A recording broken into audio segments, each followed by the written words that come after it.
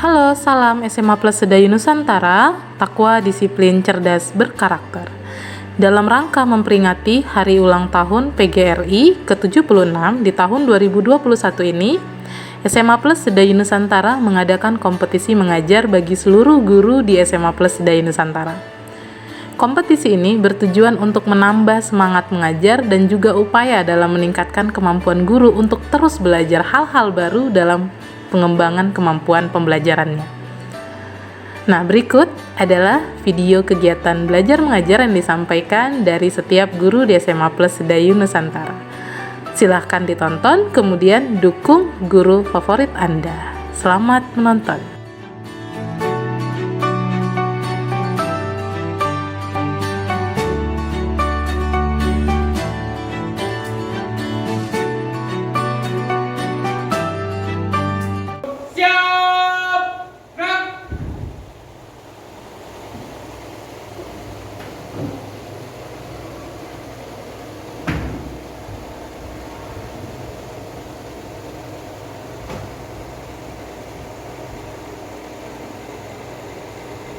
Abang, kelas 10 MIA 2, jumlah 31, hadir 31, lengkap, siap menerima pelajaran sejarah. Laporan selesai.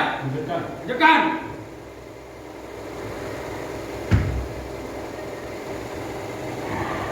Duduk, siap, gerak. Istirahat di tempat, gerak. Materi selanjutnya adalah tahap penelitian sejarah. Nah, kalau kalian lihat dari buku paket kalian, ini berada dalam bab kelima. Nah, materi buat tahap penelitian sejarah. Kenapa dikatakan tahap penelitian? Karena ada sesuatu, ingat, karena ada sesuatu yang harus diungkapkan atau juga harus diteliti. Nah, kalau arti sejarahnya apa itu, Pak? Apa arti sejarahnya? Kejadian masa lalu, Pak. Kejadian masa lalu tadi masa lalu. Berarti masa lalu harus diungkapkan dengan apa? Dengan adanya penelitian. Ternyata dalam hal penelitian sejarah itu tidak bisa sembarangan, tapi ada urutan-urutannya. Karena apa? Sejarah ini luas. Jadi supaya bisa mendetail atau bisa juga mengetahui secara terucuk, maka dilakukan yaitu syarat-syarat penelitian. Nah, kalau kita tanya, apa saja Pak urutan-urutannya? Yang pertama itu apa? Yaitu penentuan judul. Ingat, kalau dikatakan penentuan judul, nah, kenapa dikatakan penentuan judul? Supaya lebih fokus penelitiannya, supaya tidak meluber atau tidak mengarah kemana-mana. Karena Pak, sifat sejarah tadi itu sangat luas cakupannya. Ingat ya, ibaratkan nak, sejarah hidup kita aja itu banyak, panjang kan proses kita. Apakah ada yang mengingat proses sejarah hidup kita dari kita lahir? Tentu tidak. Maka kita lakukan itu penentuan judul. Nah, misal contohnya penentuan judulnya adalah sejarah berdirinya kota Medan. Kalau berdiri sejarah kota Medan, maka fokusnya apa? Kota Medan. Kota Medan. Perlu kita teliti Papua? Tidak. Ingat ya. Nah, yang kedua yaitu apa itu nak? Yaitu namanya adalah heuristik. Nah, nama lain heuristik pengertiannya adalah yaitu apa? Pengumpulan, ingat, pengumpulan bukti sejarah. Oke, nah pengumpulan bukti-bukti yang kita pelajari, bukti sejarah itu terbagi berapa jenis? Tiga. Ingat ya, yang pertama ada nanti bukti yang namanya tulisan. Dari mana kita tahu bukti tulisan? Ingat, dari namanya prasasti. Dua kitab, yang ketiga dokumen, yang keempat nanti surat. Ingat, atau media atau wadah yang mengandung atau terdapat adanya tulisan. Ingat tulisan yang dia dikatakan. Oke. Yang ketiga yaitu apa? Adanya sumber benda. Dari mana kita ketahui, Pak? Kalau dikatakan peninggalan ya atau benda hasil karya pemikiran manusia. Ibaratkan kayak gini, kalau dikatakan sumber benda. Kalau kalian dikatakan siswa Sedayu, apa buktinya kalian siswa Sedayu? Baju buktinya. Ada baju, ada beg nama, baru ada sepatu, ada buku, ya kan? Itu namanya sumber benda. Ya. Nah, coba tunjukkan buku kalian. Nah, kalau dikatakan interpretasi, yaitu apa di sini pengertiannya? Adalah penafsiran atau kesimpulan sementara. Yuk, nak kalau dikatakan nak kesimpulan sementara, nama lainnya apa? Yuk, atau biasa disebut dengan benar ya, yang kalian bilang itu namanya hipotesis. Kenapa dikatakan kesimpulan sementara? Ketika penelitiannya dia sudah melakukan rangkaian penelitian dari 1, 2, dan ketiga, maka dia menyimpulkan dulu sendiri pendapat dia. Ingat ya, pendapat diri sendiri. Artinya, ini menurut dia hasil penelitian dia. Karena apa?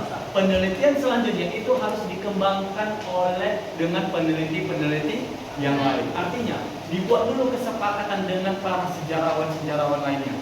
Ya, oke. Nah, kalau dikatakan interpretasi, yaitu penafsiran, maka yang keempat yaitu apa namanya? Yaitu ada namanya kritik sumber. Oke, kritik sumber atau dikenal dengan apa? Verifikasi. Oke. Ada 2. Kalau dikatakan kritik sumber itu terbagi menjadi berapa? Ada 2. Oke ya. Ada nanti namanya kritik internal dan juga ada namanya kritik eksternal. Oke. Nah, maka kita lihat yuk. Apa itu Pak kritik internal? Kritik internal adalah isi cerita dapat dipercaya atau nama lainnya dikenal dengan apa? Yaitu bukti yang autentik. Kira-kira kenapa dikatakan benar? Bendanya tadi memang betullah yang disebut dalam cerita. Ingat ya, misal contoh dalam Alkitab Negara Kertagama, yaitu terdapat kisah yang namanya sebuah candi Borobudur. Apakah betul ada candi Borobudur? Ada. Di mana didapat? Di mana didapat? Di Candi Borobudur. Di Jogja. Oke. Nah, kemudian kenapa dikatakan kritik sumber lagi namanya? Ingat namanya kritik. Apa kritik? Apa kritik? Penilaian. Ingat ya, arti kritik itu adalah penilaian. Nah, kira-kira gini, kenapa dikatakan kritik? Sesuai nggak ceritanya dengan dari bukti? Jadi kalau bohong bisa nggak dikatakan? Itu nggak sesuai. Kenapa? Nggak nyambung. Enggak. Kira-kira. Contoh, kalau kalian dari siswa Sedayu, buktinya ternyata yang dalam perform itu apa? Yaitu siswa sekolah lain. Terbukti nggak? Kalau kalian itu adalah siswa Sedayu? Terbukti nggak? Enggak lah. Ya kan? Karena apa enggak? Karena kalian itu buktinya itu dari mana? Dari form database sekolah. Jadi kira-kira nggak bisa dibuktikan. Jadi kira-kira gini. Mungkin ada orang tua nanya, di mana sekolah anakmu Bu? Loh, anak saya sekolah di Sedayu. Oh, lihat kalau digolongkan dari sini, dia digolongkan sumber apa?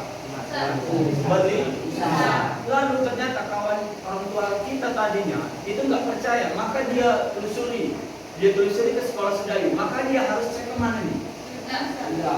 Ke tulisan dari mana kita peroleh? Kalau kalian itu adalah siswa Sedayu, dari kantor tata usaha. Oke, itu disebut dengan kritik sumber. Kemudian yang kelima ada lagi yang namanya historiografi. Ingat, apa itu arti historiografi? Penulisan sejarah secara sah. Oke ya. Nah, kenapa dikatakan secara sah? Ingat, ada kata kuncinya sah. Berarti inilah tulisan finalnya. Inilah keputusan akhirnya dan tidak bisa diganggu gugat lagi. Dari masa praaksara sampai kerajaan Islam. Oke, nah, kalau Bapak tanya sama kalian, kerajaan Hindu-Buddha termasuk nggak di sini? Termasuk ya, karena apa? Karena prosesnya itu dari praaksara, kerajaan ya, kemudian kerajaan Hindu-Buddha, kemudian kerajaan Islam. Nah, kenapa dikatakan tradisional? Artinya kehidupan manusia pada saat itu tidak secanggih zaman sekarang. Ingat ya, di mana kehidupan masih pada saat praaksara sampai kerajaan Islam, di mana kondisi masyarakat itu masih sangat sederhana. Ingat ya, alat-alatnya belum sempurna kan? Ya kan? kebudayaan paling manusia yang hidup pada zaman kerajaan berpakaian apa? Berpakaian apa? Berpakaian apa? Pada saat kerajaan sarung. Ya pernah lihat orang-orang pakai sarung? Ya sarung kan? Nah baru pakai baju daster, ya kan?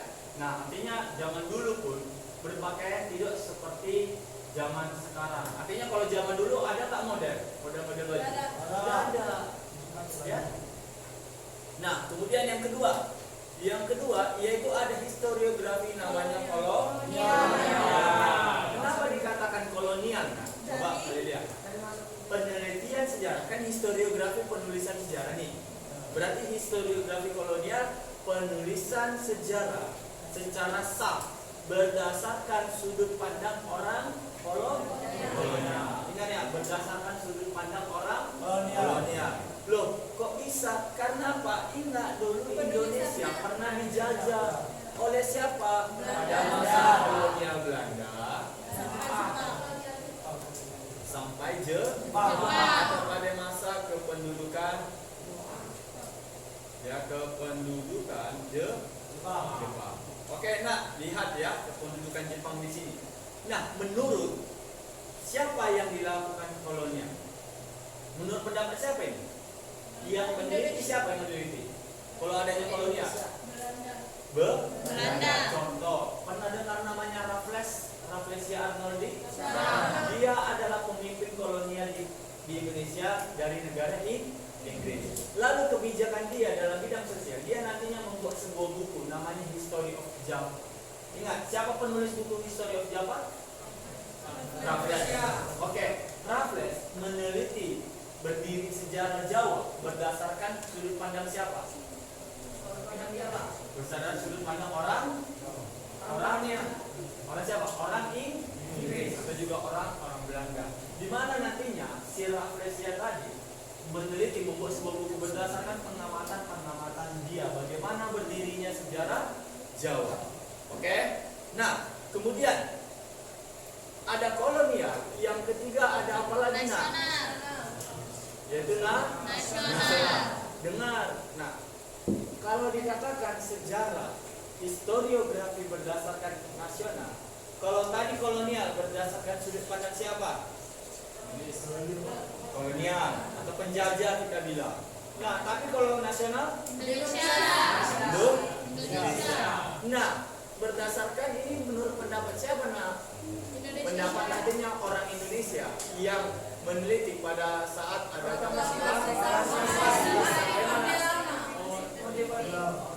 sampai Orde Lama. Oke, Orde Lama pada masa kepemimpinan siapa? Nama lain Orde Lama disebut dengan demokrasi terpimpin. Nah, kenapa dikatakan nasional? Karena peristiwa pada saat itu bagaimana awal mula berdirinya sistem pemerintahan kita. Pada saat proklamasi, apakah sudah ada yang namanya DPR? Belum.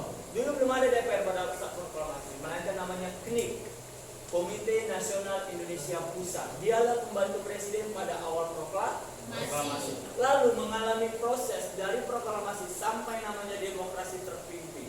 Bagaimana KNIP nanti itu berubah menjadi namanya DPR. Paham ya? Itu kira-kira ya.